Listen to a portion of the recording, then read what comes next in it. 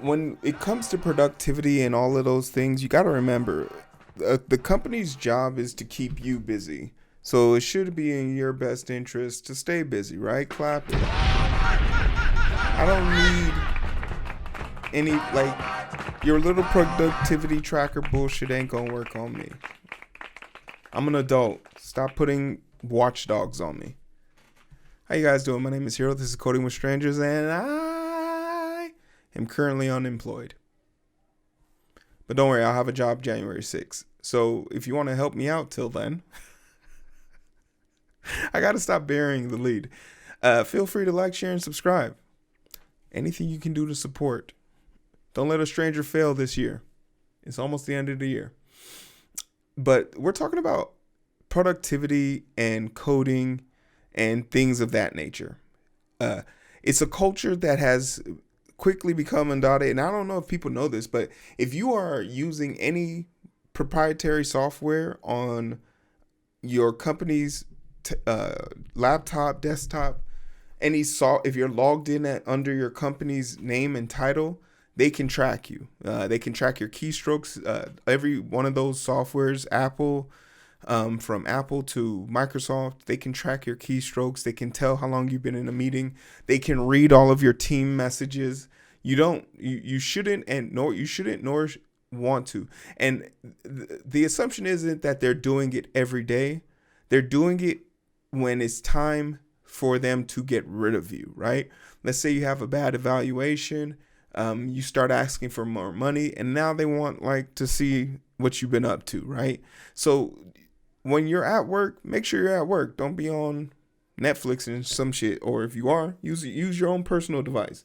I get it, but work is very seldom you find yourself working for 8 hours straight a day.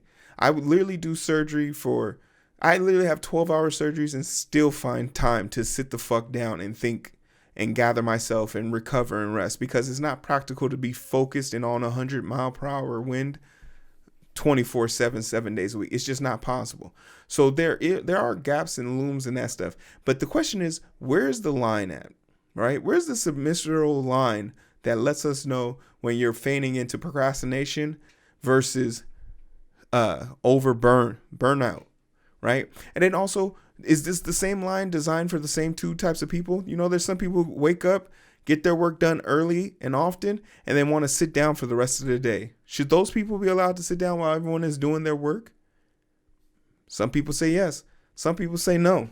Because we all know about people who it's literally a form of protest, a slowdown.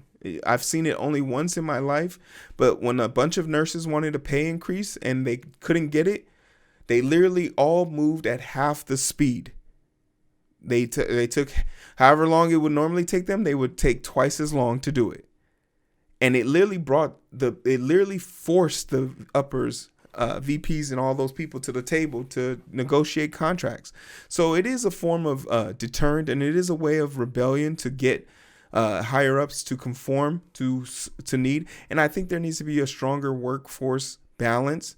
We're seeing the correction from the pandemic, where people in the tech industry were getting hired with these huge contracts, and now that's over with, and we're going through a dire strait.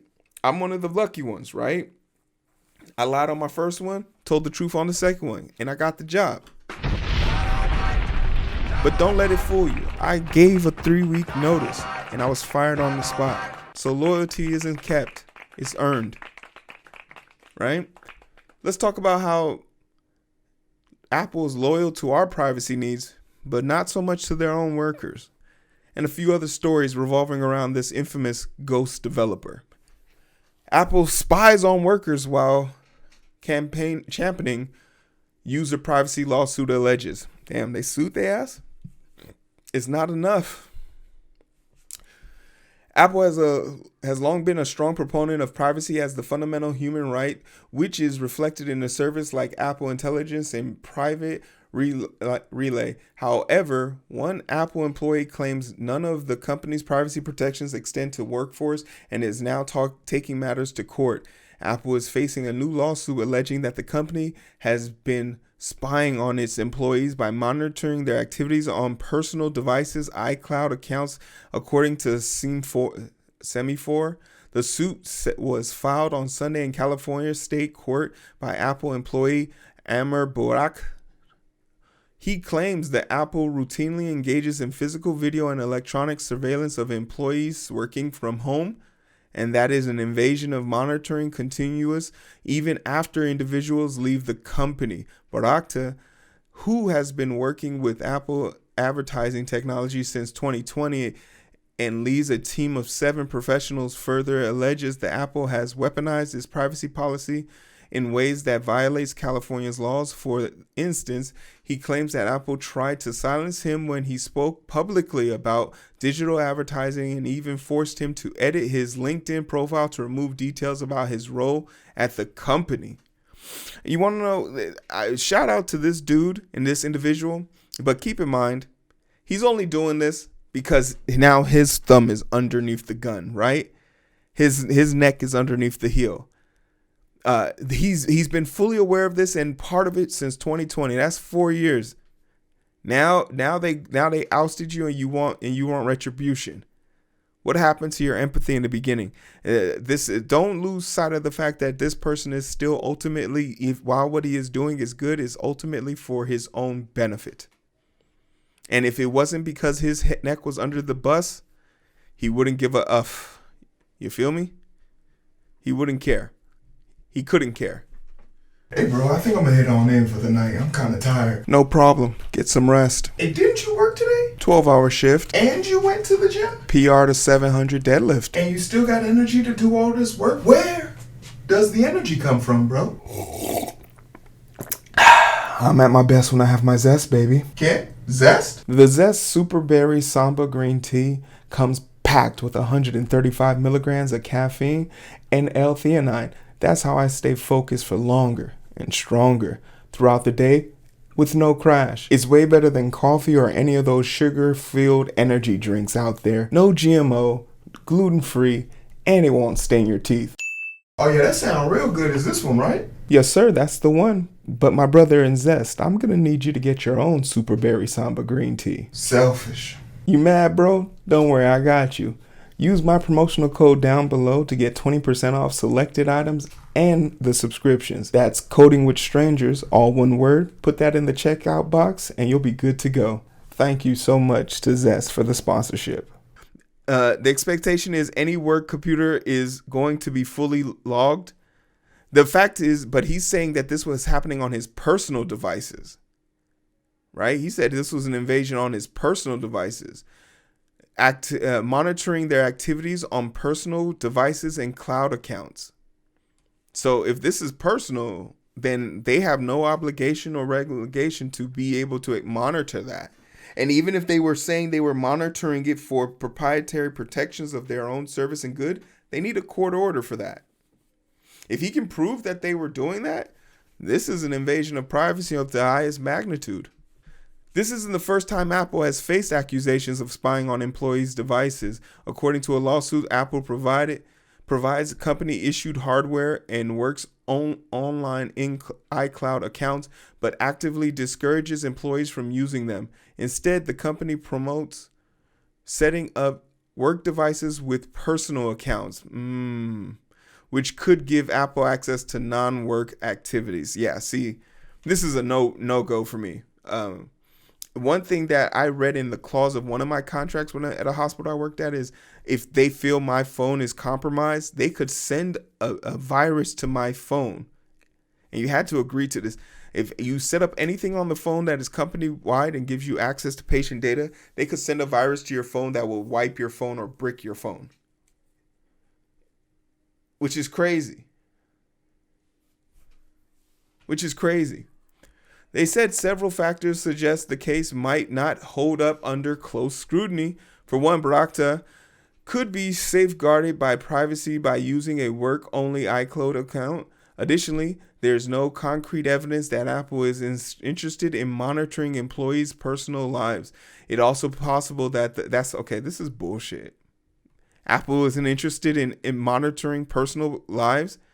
Apple is one of the biggest data brokers in the country. They literally sell people's data for a living. What nonsense. Who wrote this shit? And Dreen, What the fuck are you talking about? That's literally what their business model. Everyone has an iPhone. There's iPhones in third world countries. You don't think they're tracking you for personal data? The fuck?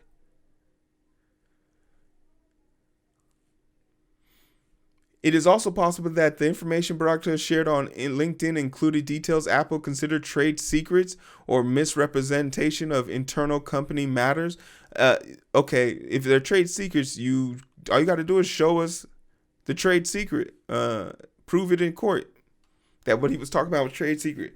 Wow, this person is really defending Apple. And while Apple is innocent till proven guilty, the fact that they could make such a bold statement about they have no reason to monitor you. Shut up.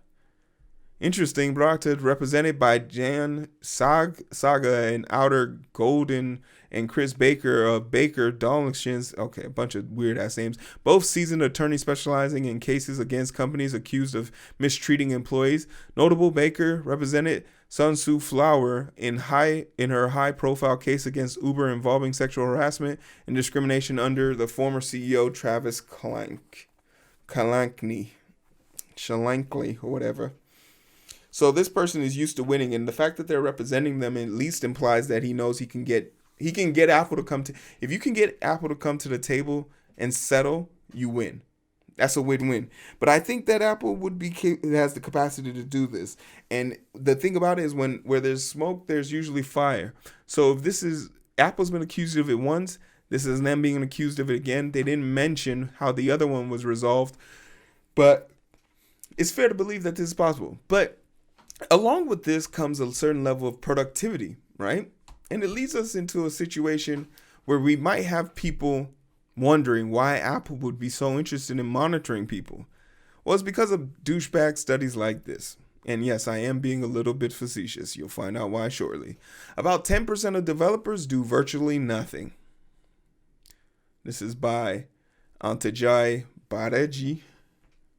Stanford researches developers' productivity as identified with 0.1 engineers. Stanford study examining software engineer productivity conducted on over 50,000 software engineers across hundreds of companies has found 9.5% of engineers contribute minimal work. Ghost engineers, as they are called, as the researchers named them, receive full salaries, cost companies billions each year.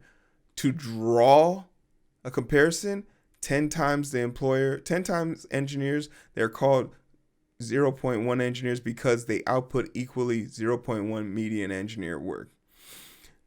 I am at the Stanford and I research software engineer. I am at Stanford.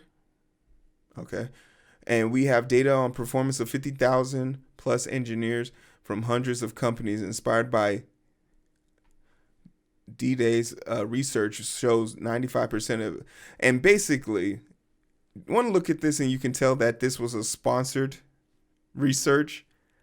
Nothing in it really sings or screams like, we did this with good faith. This is information provided to them by companies, probably more than likely without proper context of everything that's going on.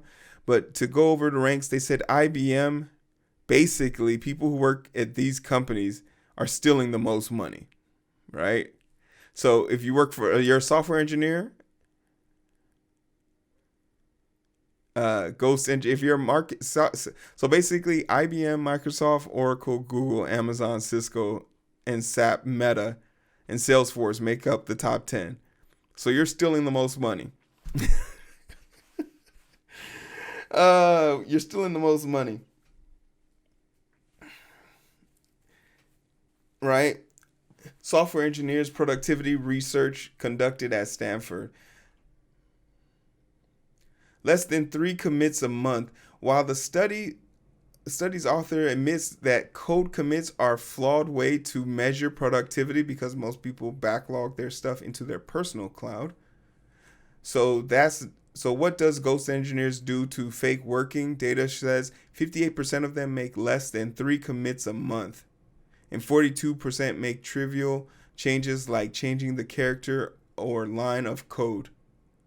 maybe a line of code that needs to be updated though, which probably took them hours to research to figure out if it was the right line. When Python decides to update itself and it breaks the code. This is such mindless self-indulgence, especially coming from a programmer's perspective. But you want to know something that we don't have to worry about? Ghost, and I'll say this about the whole ghost job thing. It's a farce. Because if a plumber came to your house to fix your plumbing during Thanksgiving, and the first plumber comes in, tinkers around, tries to figure everything out, spends an hour, and can't seem to find the problem, just charges you the technical fee. And then another person comes in and says, hey, I actually know exactly what's wrong, and it's going to cost $250. And you're like, why the fuck is it going to cost $250 if you know what's exactly wrong? Well, it's because I've had experience with this, and you're paying for my experience, not for my time, right? If they're getting the job done, and the job is getting done because all those companies I mentioned are making record profits. It'd be different if Meta wasn't making record profits right now.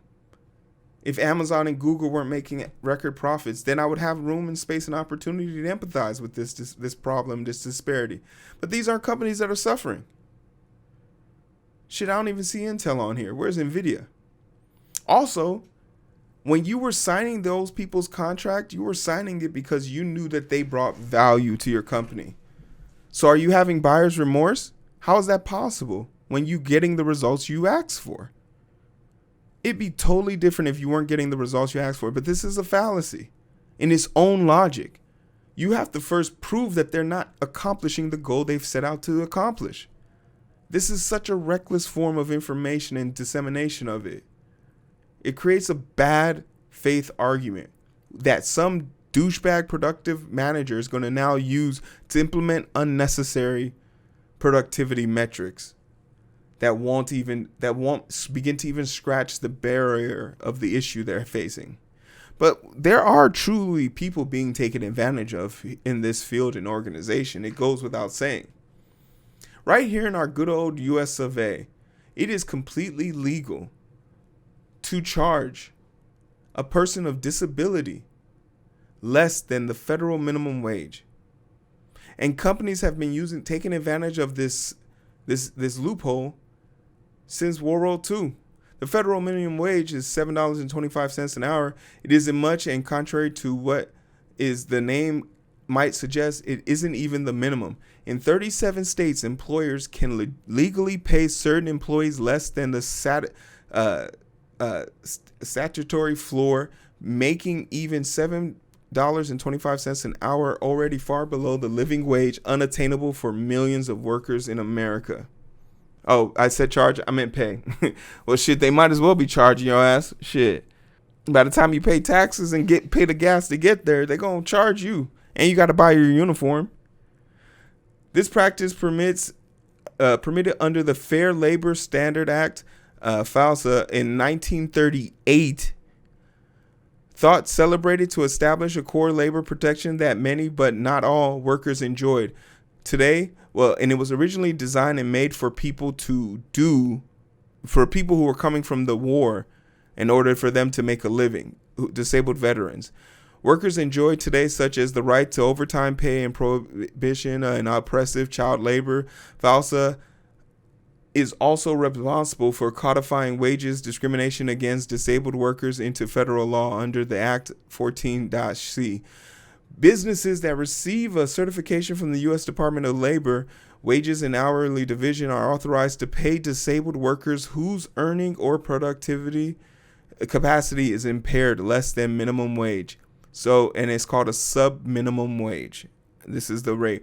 These rates are determined by individual disabled workers' output relative to the non-disabled counterpart. So basically, if it takes someone if someone in 1 hour can move 10 boxes and you can move only 5, then you only get paid half. You get paid half. And in a just world, this seems right. But at the same token, a system that is designed to help people who are disadvantaged shouldn't first punch them, then help them, right? Furthermore, if you remove this clause, you could still pay the same. The company isn't struggling to pay this worker. The company is simply doing this to save money. And in turn, these would make people more disabled. So we also know that there's a study that says that, if you remove these handicaps that are actually roadblocks, you will eventually create more positions for both sides, where both more abled and disabled individuals can acquire jobs that will pay them at least equal pay, right? So while we sit here and talk about, companies being robbed, probably, maybe, by ghost developers, we have true examples of people in America being robbed legally using sub-minimum wage. And there's nothing that you can really tell me that's going to make me say, I feel bad for these companies, when they're 37 states are okay with paying people with disabilities half just to save a buck. But that's just my perspective. Maybe I'm a bleeding heart. Like, share, subscribe. Let me know what you think.